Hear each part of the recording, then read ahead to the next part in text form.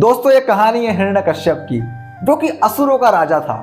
पापी बुद्धि थी, धूर्त दिमाग था, लेकिन खूब तपस्या करी उसने ब्रह्मा जी की। सालों तक तपस्या करी ब्रह्मा जी की।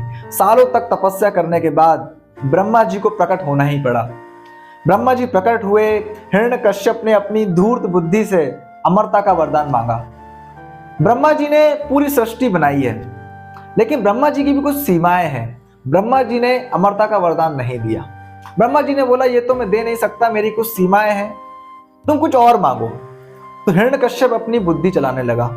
हिरण्यकश्यप ने बोला ना मुझे घर के अंदर मारा जा सके, ना मुझे घर के बाहर मारा जा सके, ना आकाश में मरूं ना धरती पर, ना नर मार सके ना जानवर मार सके, ना मुझे अस्त्र से मारा जा सके ना मुझे शस्त्र से मारा जा सके। अपनी बुद्धि लगाकर उसने ये वरदान मांग लिया। ब्रह्मा जी प्रसन्न हुए और प्रसन्न होकर वरदान दे भी दिया। लेकिन वरदान प्राप्त करने के बाद हिरण्यकश्यप ने अपने राज्य में ये अनाउंसमेंट करवा दी कि अब तुम्हें किसी भी देवी देवता को पूजने की जरूरत नहीं है, अब तुम्हें मेरी पूजा करनी होगी। मेरी पूजा करनी होगी, और जिन्होंने पूजा नहीं करी उनको उसको प्रताड़ित किया जाएगा। उसने अपने राज्य में सभी लोगों को प्रताड़ित किया और मजबूरी में पूरा राज्य हिरण्यकश्यप की पूजा करने लगा। लेकिन दोस्तों प्रभु की लीला अलग है।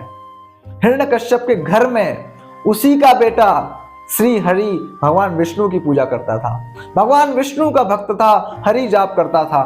और जब इस बारे में हिरण्यकश्यप को पता चला, हिरण्यकश्यप आग बबूला हो गया। उसने अपने बेटे प्रहलाद को बहुत समझाने की कोशिश करी, लेकिन प्रहलाद नहीं माना। प्रहलाद तो पिताजी से बोलता था, पिताजी आप भी हरि भक्ति में आ जाओ, बहुत भोले हैं प्रभु, माफ कर देंगे आपको। लेकिन हिरण्यकश्यप कहाँ मानने वाला था। हिरण्यकश्यप के बहुत समझाने के बाद भी जब प्रहलाद ने एक ना सुनी, तो हिरण्यकश्यप ने प्रहलाद को मृत्यु दंड देने का सोचा। सैनिकों द्वारा बहुत सारे तरीके अपनाए, लेकिन प्रहलाद का कुछ भी नहीं हुआ, क्योंकि वो तो हरि का जाप कर रहे थे। तो हिरण्यकश्यप की जो बहन थी, जिसका नाम था होलिका, उसको वरदान में एक चादर मिली हुई थी। अगर वो उस चादर को ओढ़कर अग्नि कुंड में बैठ भी जाए तो भी अग्नि उसको छू भी नहीं पाएगी। तो होलिका ने अपनी चालाकी से प्रहलाद को बुलाया और अग्नि कुंड में बैठ गई, उसको गोदी में ले लिया। जब आग लगाई गई तो कुछ ऐसी लीला हुई प्रभु की जिसने हैरान कर दिया हिरण्यकश्यप को।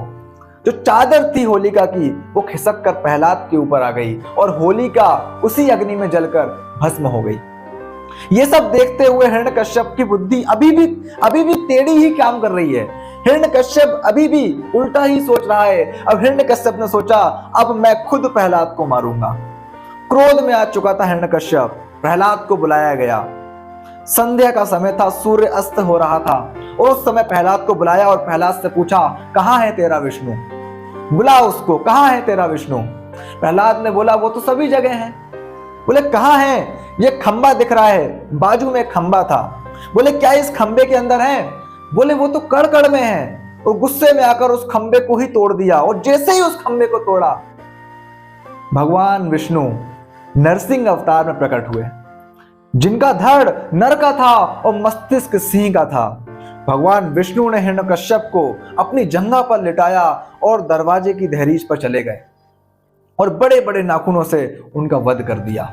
तो इस तरीके से ब्रह्मा जी ने जो वरदान दिया था उसकी सभी शर्तों को माना गया। जब उनको मारा गया तो ना तो वो घर के अंदर थे ना वो घर के बाहर थे, दरवाजे की दहलीज पर उनको मारा गया।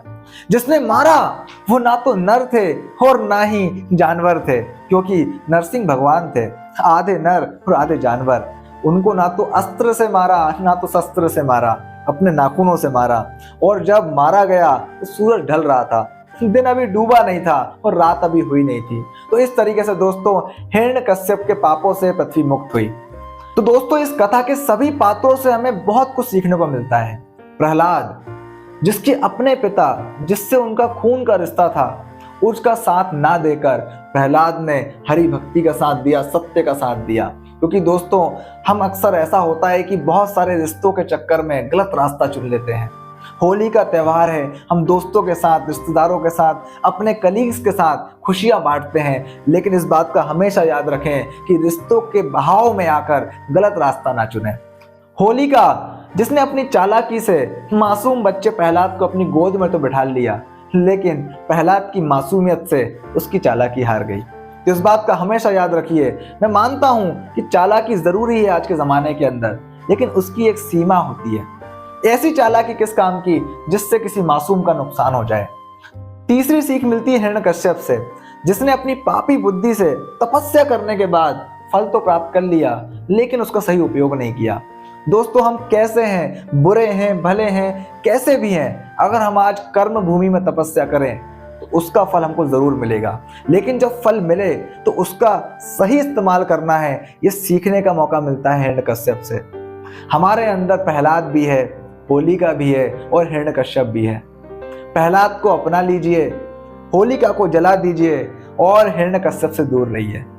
इसी के साथ आपको और आपके परिवार को मेरी तरफ से होली की ढेर सारी शुभकामनाएं। खुश रहिए, अपना और अपने परिवार का ध्यान रखिए। Thank you so much.